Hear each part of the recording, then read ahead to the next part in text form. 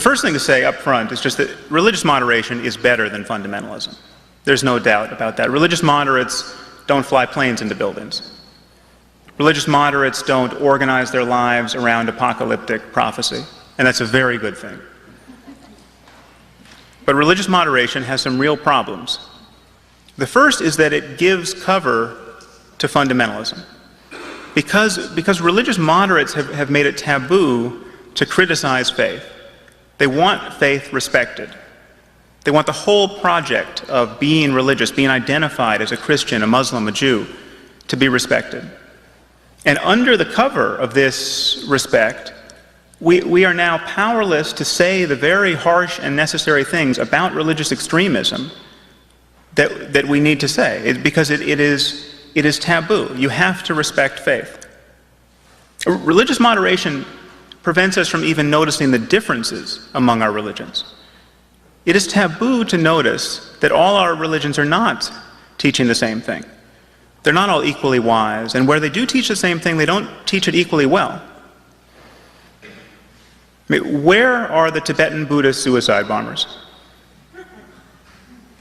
If you think for a moment that the kind of violence we see in the Muslim world is born of the Israeli occupation and our misadventures in Iraq, we should see Tibetan Buddhist suicide bombers. The Tibetans have suffered an occupation every bit as brutal and far more cynical than any that we or the British or the Israelis have imposed upon the Muslim world.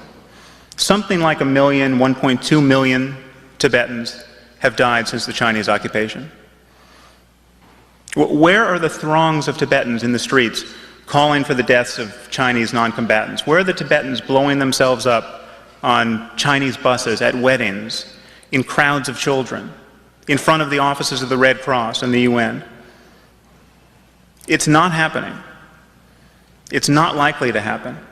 It's not that you could not possibly form a death cult out of the principles of Tibetan Buddhism. In fact, to some degree, Zen Buddhism informed the worldview of the kamikaze pilots during World War II. But you would have to work very hard to bend the core principles of Buddhism into this kind of orgy of violence. You don't have to work so hard as a Muslim. And it would be impossible as a Jain. I mean, the Jains, this religion of India that has some 10 million subscribers, I think, the core of their religion is nonviolence. No matter how deranged you get by your doctrine as a Jain, you will get less and less violent. By no stretch of the imagination can you argue that the core principle of Islam is nonviolence.